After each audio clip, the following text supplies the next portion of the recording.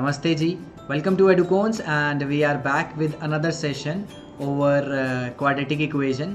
तो जैसा कि लास्ट क्लास में या लास्ट सेशन जो हमारा हुआ था उसमें हमने आपको क्वाड्रेटिक इक्वेशन का एक इंट्रोडक्शन दिया था, राइट।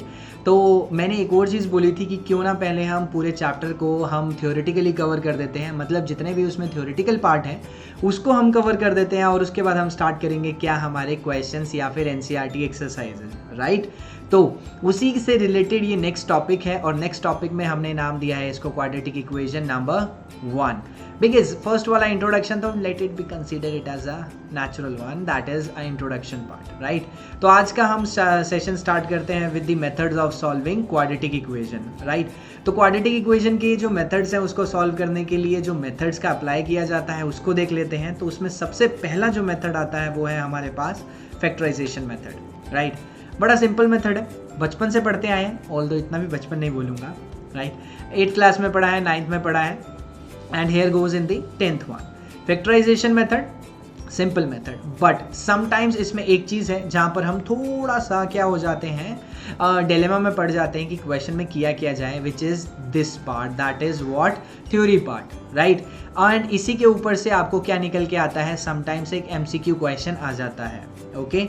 वहाँ पे हम फंस जाते हैं। उसको कवर अप करने के लिए हमने एक छोटी सी एल्गो ली है, आपको बड़े आराम से RDRS में मिल जाएगी, okay.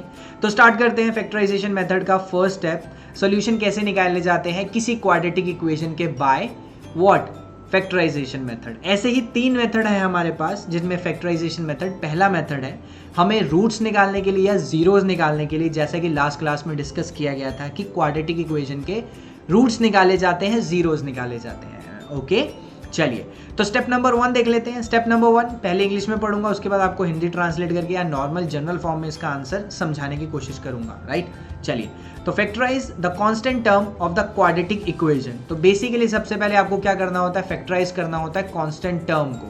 Constant term last part ax² + bx + c, last one that is c is your constant term, okay.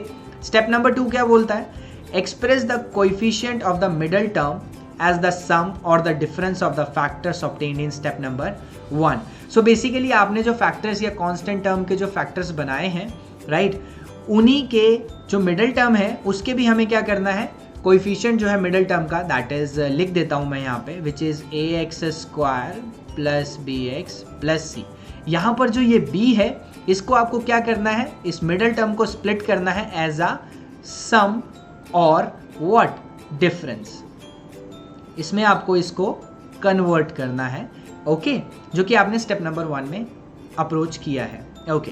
Clearly the product of these 2 factors will be equal to the product of coefficient of x² and the constant term. तो basically आपको करना क्या है, इस b को इस तरीके से स्प्लिट करना है प्लस और माइनस का फॉर्मेशन करके कि वो c + ax² के क्या आ जाए, बेसिकली उसका क्या बना दे, प्रोडक्ट का फॉर्म बना दे, okay.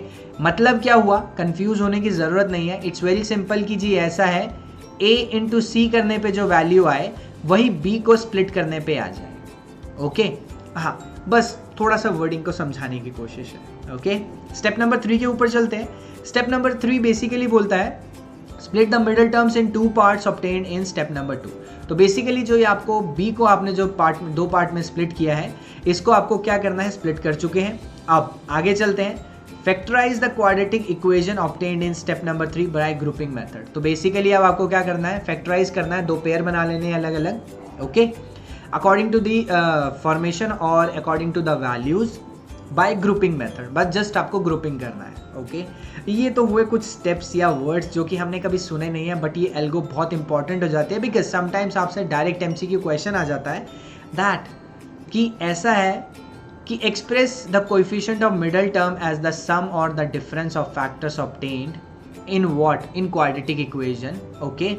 and clearly the product of these 2 numbers will be equal to the product of coefficient of x² and constant term। so ये वाला स्टेप है ये बहुत ही इंपॉर्टेंट है क्योंकि ये डायरेक्टली कई बार 1 मार्क क्वेश्चन या MCQs में आपसे पूछा जा सकता है, ओके। चलिए आगे की तरफ चलते हैं। बाकी चीज़ें आपको पता है, क्वाड्रेटिक इक्वेशन देख लेते हैं और इसी को वो जो हमने अभी एल्गो पढ़ी है उसके अकॉर्डिंग स्प्लिट करना स्टार्ट करते हैं।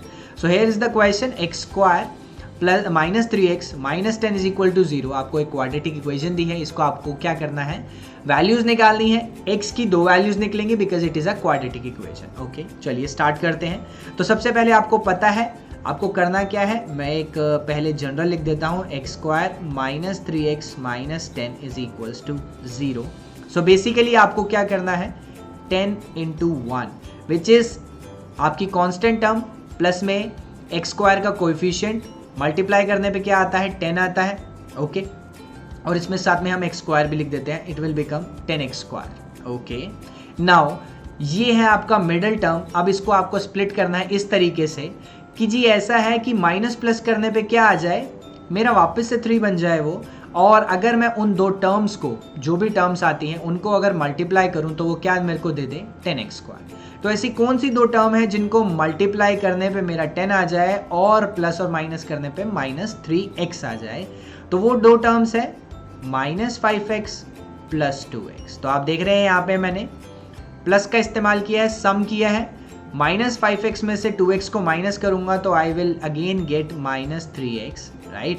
और इन दोनों को अगर मैं मल्टीप्लाई करता हूं तो I will get minus 10x। तो माफ़ कीजिएगा यहाँ पे माइनस लगाना मैं भूल गया था, बिकॉज कांस्टेंट टर्म बेसिकली क्या है, यहाँ पे माइनस 10 है, तो यहाँ पर भी क्या आएगा, माइनस आएगा। Okay, now I get my middle term will be splitted, तो मैं कन्वर्ट कर देता हूँ, it will be like x square minus 5x minus 2x plus 2x minus 10 is equals to 0। Okay, now आपने देखा, अब मुझे जस्ट सिंपली क्या करना है, इनको ग्रुपिंग मेथड से जोड़ना है। चलिए ठीक है, तो x यहाँ पर क्या आ जाएगा, x माइनस 5, एंड यहाँ पे अगर मैं 2 कॉमन लेता हूँ तो ब्रैकेट में क्या बचेगा मेरे पास, x minus 5 equal to 0। Now x minus 5 दोनों में कॉमन है, राइट, तो we will consider it as 1। Common निकाल लिया मैंने पूरी इक्वेशन से, और साथ में क्या बचेगा मेरे पास, साथ में बचेगा x plus 2, right, equal to 0। Simple, बहुत सिंपल करते हुए आए हैं। Okay, now I have 2 factors, x minus 5 equal to 0 and which will become x is equals to 5, and दूसरी इक्वेशन से आएगा मेरे पास x plus 2 is equals to 0 which will eventually become x equal to minus 2। Now मेरे पास x की 2 values हैं जहाँ पर पूरी इक्वेशन क्या हो सकती है, 0 बन सकती है, और यही क्या कहलाते हैं, रूट्स कहलाते हैं क्वाड्रेटिक इक्वेशन के, as simple as that. Okay, next question पे चलते हैं। बड़ा ही रिनाउंड क्वेश्चन, बहुत बार पूछा गया है एग्जाम में, और ये एक ऐसा क्वेश्चन है जो नॉर्मल मेथड्स को अप्लाई नहीं करता फैक्टराइजेशन के। ओके, अब आप थोड़ा सा कंफ्यूज हो गए होंगे कि जी ऐसा क्या हो रहा है इसके अंदर जो नॉर्मल फैक्टराइजेशन मेथड को अक्वायर नहीं करता। ओके, तो समटाइम्स ऐसा क्वेश्चन आपसे पूछा जा सकता है, तो ध्यान रखिएगा अगर ऐसा क्वेश्चन आया एग्जाम में। ओके, तो स्टार्ट करते हैं। क्वेश्चन बड़ा simple, solve the quadratic equation by factorisation method, and आपको यहाँ पर दे रखा है आपका इक्वेशन। तो इक्वेशन लिख लेते हैं। Equation will be 9x square minus 3, bracket में दे रखा है a प्लस बी, x से मल्टीप्लाइड एंड प्लस में ab इज इक्वल्स टू 0। अच्छा, यहाँ पर अब मुझे सिंपली क्या करना है, जस्ट 3 को मल्टीप्लाई कर देना है पूरे ब्रैकेट में और x को भी कर देना है। तो चलिए ठीक है, हम वही करते हैं।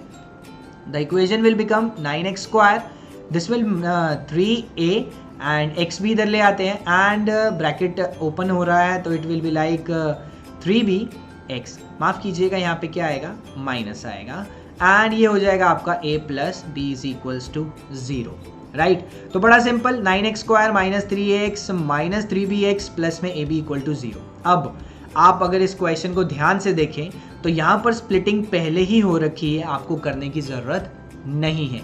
चेक कर सकते हैं, 3 इंटू 3 दैट विल बिकम 3 3 ज़ा 9 प्लस का 9 and a b x square, ठीक है, कोई ज़रूरत ही नहीं है। सिंपली यहाँ पर अब क्या करना है, आपको कुछ नहीं, जस्ट ग्रुपिंग करना है, and grouping will be like, यहाँ पर ले लेंगे मैं 3 common and x common, bracket में आ जाएगा मेरे पास 3x माइनस a, एंड यहाँ पे मैं क्या कॉमन लूँगा, अगेन मैं यहाँ पे क्या कॉमन लूँगा, minus, and it will be like, अंदर मुझे क्या चाहिए, b यहाँ पर आ जाएगा, ब्रैकेट के अंदर बचेगा 3x minus a will be equals to 0।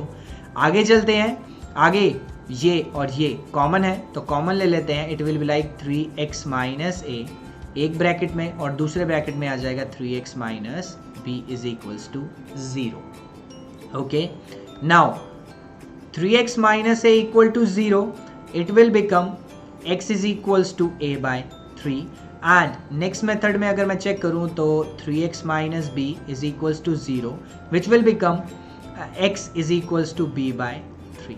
Now I have two zeros of the quadratic equation. एक में x की वैल्यू आ रही है x equal to a by 3 and second में वैल्यू आ रही है हमारी b by 3. As simple as that. तो समटाइम्स आपको क्वेश्चंस ऐसे भी दिए जा सकते हैं एंड ऐसे ही दिए जाते हैं. सिंपल वन जस्ट समझाने के लिए 1 मार्क में आ सकता है, ये भी 1 मार्क में आ सकता है. इसको हॉट्स क्वेश्चन की तरह भी यूज़ किया जाता है. तो ध्यान रखिएगा, ऐसे क्वेश्चन के आने के चांसेस ज़्यादा रहते हैं. सिंपल होता है बट हम कंफ्यूज हो जाते हैं कि जी प्रोडक्ट कैसे बनाएं, क्या डिफरेंस होगा क्या नहीं होगा. तो ये है मेथड, ये है तरीका. ओके तो ऐसे टाइप के क्वेश्चंस पूछे जा सकते हैं. राइट तो चलिए इसको ध्यान रखिएगा एंड आज का सेशन कंप्लीट करते हैं with the factorisation method. Next session में आपके साथ लेके आएंगे हम हमारे लिए जो आपका है completing square method. One of the very important one, बहुत कंफ्यूजन भरा रहता है. सो डोंट वरी, मेरे तरीके से एक बार करके देखेंगे. राइट मज़ा आएगा एंड बड़ा इजीली आप समझ जाएंगे. So don't worry, next session में मिलेंगे आपको. तब तक के लिए take care of yourself and your family and जय हिंद एंड जय भारत.